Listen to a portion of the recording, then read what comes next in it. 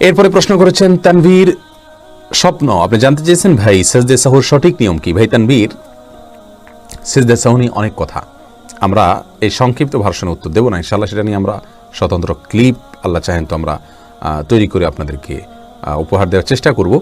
সেজদা সাহুর আমাদের দেশে ওলামা ইকরামের প্রচলিত যে পদ্ধতি, অর্থাৎ ডান দিকে সালাম ফিরিয়ে তারপরে দুইটা সেজদা দিয়ে উঠে আবার আত্মাহিত দুরূদ ইত্যাদি পড়ে পরপর সালাম ফেরানো। আর সৌদি আরবের স্কলারগণ আরেকটা পদ্ধতির কথা বলেন, সেটা হলো সালাম ফেরানো ছাড়া সরাসরি দুইটা সেজদা দিয়ে উঠে এরপরে সালাম ফিরাই দেওয়া আর দ্বিতীয়বার আত্মাহিত না পড়া।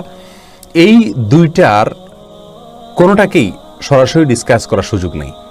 অনেক ওলামা ইকরাম বলেন ভুলের উপরে ডিপেন্ড করবে যে আপনি কোন পদ্ধতিতে সিজদা সাহু দিবেন, ভুলের ধরনের উপর নির্ভর করবে।